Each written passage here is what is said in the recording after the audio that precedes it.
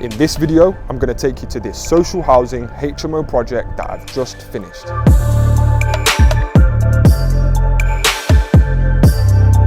We are expecting between 200. I purchased this property for £90,000. It was a 3-bedroom mid-terrace property that we've now converted into a 5-bedroom HMO that we're going to lease to social housing. Let me show you inside. So we've spent £51,000 on this full renovation. This property will now be worth around £210,000. This is bedroom number 1.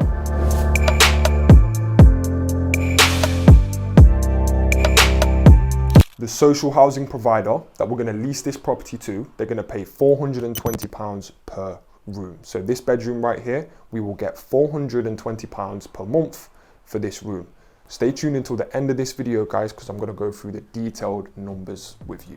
So this bedroom right here, what we did was, this was a dining room and we've actually converted it into a bedroom by adding in a partitioning corridor coming right here.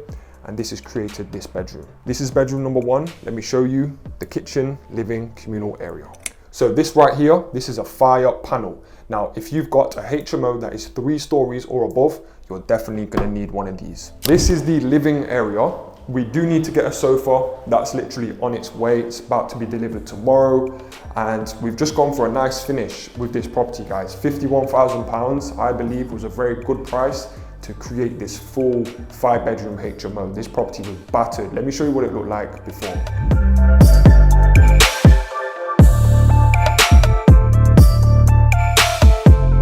As you can see, the property was very outdated. For a 5-bed HMO, typically you're gonna need 2 full bathrooms or 1 WC room and 1 full bathroom.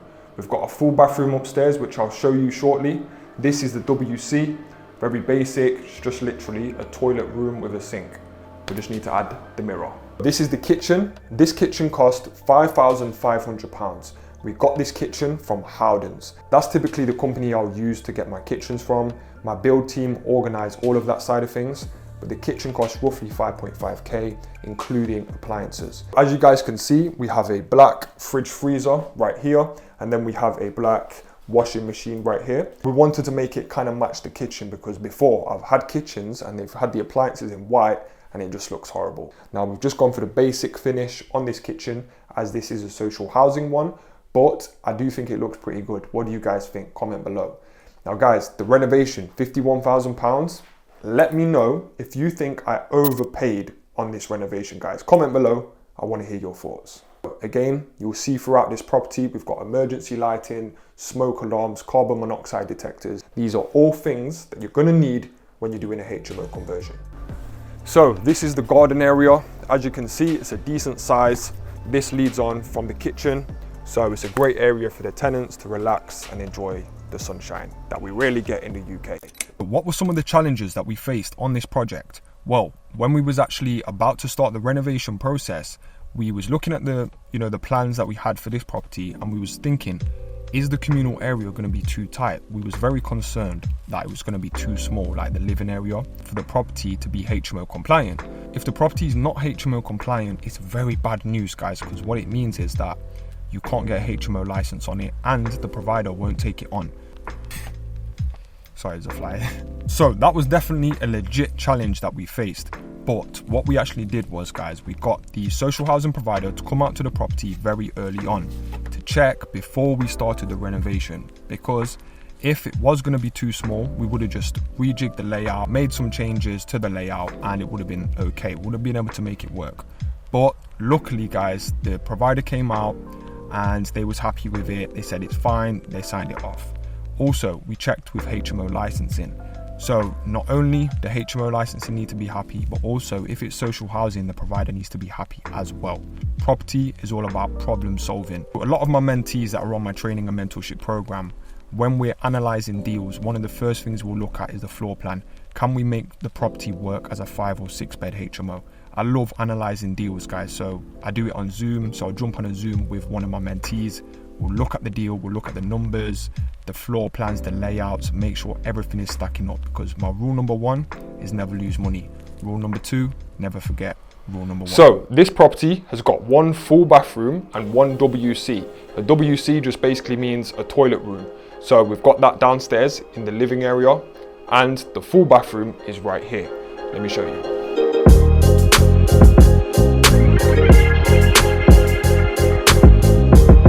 Now, let me show you bedrooms number 2, 3, 4, and 5. But first, I want to show you this right here.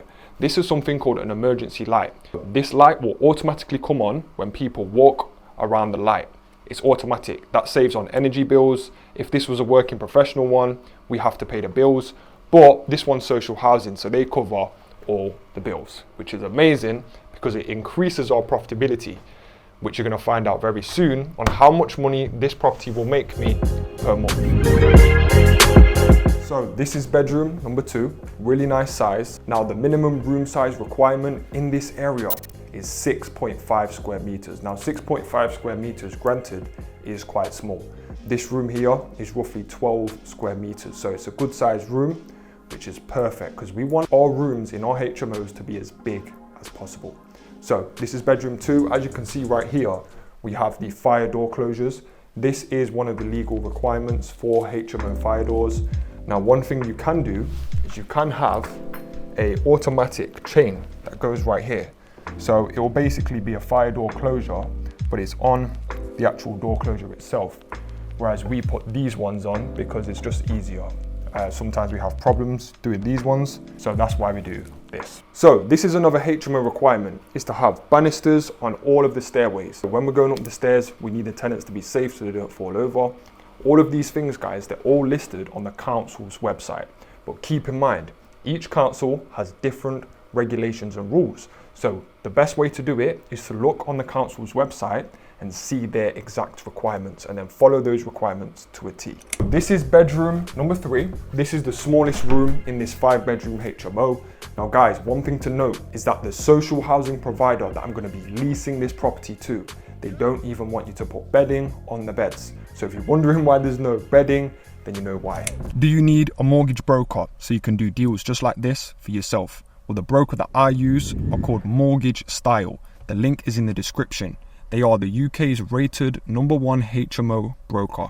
Check them out. So we're now on the second floor. Before we check out bedroom number 4, just wanted to quickly show you this. This is an intermittent fire strip that's on a fire door. So when you're doing a fire door, it's got to be an FD30 fire door. That's pretty much throughout the whole of the UK. So intermittent fire strips, fire door closures, compliant fire doors, the gaps must be less than 4 mil. So 4 millimeters. So what we do is we have a tool and the builders will come and measure the fire door gaps and see how big the gaps are, because they must be under 4 millimeters for the provider to take on the property. This is bedroom number 4. I'm going to show you bedroom number 5 and then we're going to get straight into the numbers. So this window right here, we kept it. It was an existing window, so that was perfect. We didn't have to fork out and pay for that. But as you can see here, guys, we've got a basic wardrobe right here, basic bed, and then chest of drawers. So that's all the requirements that the provider wants. So that's what we deliver on. Anyway, bedroom number 5. So this is bedroom number 5. Again, the window, we was able to keep this window. And this is a better sized room. This is one of the bigger rooms. It's roughly around 10, 11 square meters. Okay, so now on to the most important part, which I know you guys want to hear, is the numbers. Now, if you've been following me for a while, you know that this channel is the most authentic property YouTube channel that there is. So make sure to subscribe.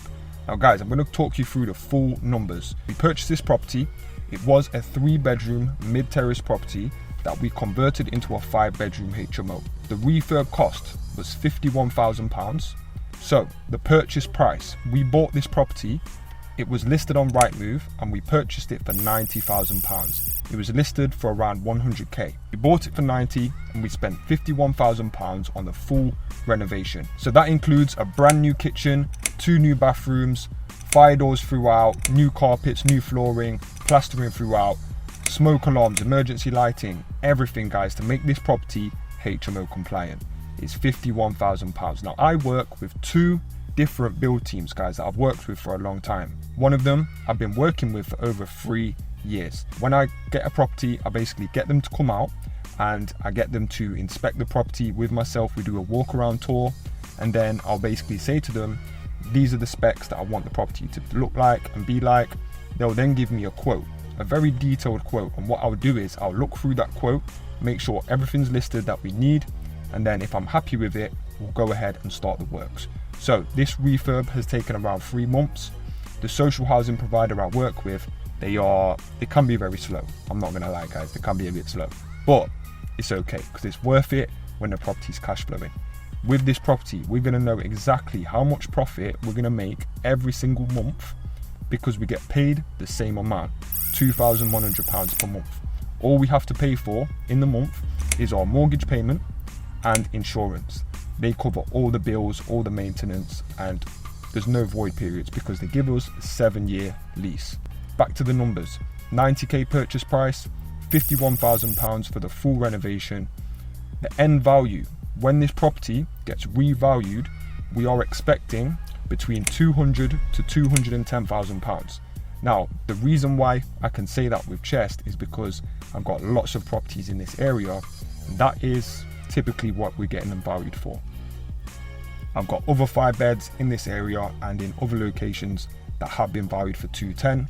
So let's run the numbers today based on 210, and then I'll also give you the numbers based on a down valuation if it gets valued at say 190, 180, that kind of thing. If we get this property revalued for £210,000, what it means is, guys, that our monthly profit is going to be £1,360, so roughly £1,400. So what that means is, guys, when we refinance this property, we should be able to pull out £69,000, give or take, because sometimes the lender adds on a little fee, or there might be like a arrangement fee on the loan, but that's fine, guys. So we know roughly we're going to be able to pull out £69,000. What that means is, guys, we're only leaving in £21,895 left in the deal. So we're leaving in roughly 22 grand in the deal. When I say remortgaging and refinancing, that's basically where we get the bank to come back out to the property once we've leased it to the provider or once we've rented it out fully. So it'll be fully let and cash flowing. We then get the bank to come back out and tell us how much it's now worth. And what the bank will do is they'll send a valuer out. You're able to choose what valuer you get out to the property. I'm very blessed and lucky because I've managed to find really good valuers. I've got 2 really good ones. When they come out to the property, I'm expecting them to say it's worth 210. All right. Now, there's always a chance we get downvalued, but let's run the numbers on 210. So we know the monthly profit. We know how much money we're pulling out and leaving in the deal. So from those figures alone, we can calculate our ROI, return on investment. Our return on investment on this deal, our return on cash invested, so whatever's left in the deal, is 74.5%. To calculate your return on cash invested, all you do is you take the annual net profit. So we know on this deal, the net profit per month is £1,360.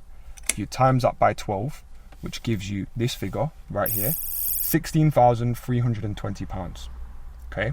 Once you have that figure, you divide it by the amount of cash that's left in the deal. So we know roughly we're going to be leaving in, say, £21,895. So all we do is we divide the annual net profit by that figure. So 21,895 equals 74%. Okay. But all we do is, guys, we times that by 100. That gives you 74% return on investment. Okay. Return on cash invested. That's the numbers based on us getting the property revalued at £210,000. Let's just say, for example, we get down valued, because yep, it does happen.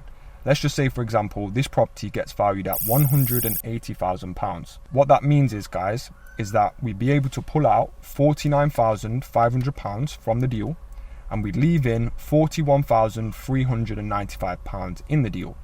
So the net profit per month would be £1,426, which gives us a 41.3% return on cash invested. It's still not bad at all, guys, even if we get massively downvalued. So I just wanted to give you guys a bit of a breakdown in terms of the purchasing costs, because I told you already that this deal cost my joint venture partner, because this one is a joint venture, so the monthly profit we split 50-50. The total project cost £90,895. I'm going to give you a bit of a breakdown of that. So the deposit was £22,500, and that was a 25% deposit. the bridging fees for 12 months were £7,695. The stamp duty was £2,700. Legal fees were £5,000. The reason why the legal fees are slightly more than usual is because we have to cover the bridging lender's solicitor's fees. So when you're doing bridging finance, it does work out a little bit more expensive on the legal fees because of that factor. So legal fees, £5,000. The HMO license fee is not covered by us because this one is social housing. So the social housing provider, they cover the HMO licensing fee. Also guys, there was a sourcing fee which I paid to my team of £2,000. That's a total spend of £90,895. So let's look at some other things. For example, if we refinance the property at £210,000, which I believe we should do, then what that means is, guys, we'll be able to pull out 75% of our initial capital. So a lot of people approach me and they say, Luigi, I want to do an all money out deal. But guess what, guys? That's not realistic every single time. Now, a deal can still be a very, very good, juicy deal if you don't pull out all of your initial investment on the first refinance.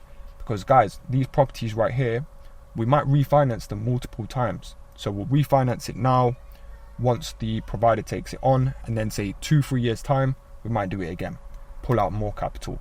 Hopefully the property's gone up a lot in value in those 2 or 3 year period.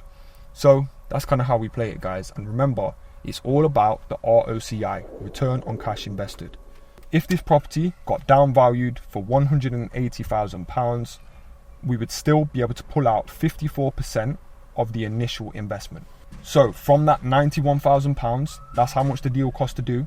If we got downvalued to 180, we would still be able to pull out 54% of our initial investment. This is the deal in a nutshell, guys. I hope you've enjoyed this video.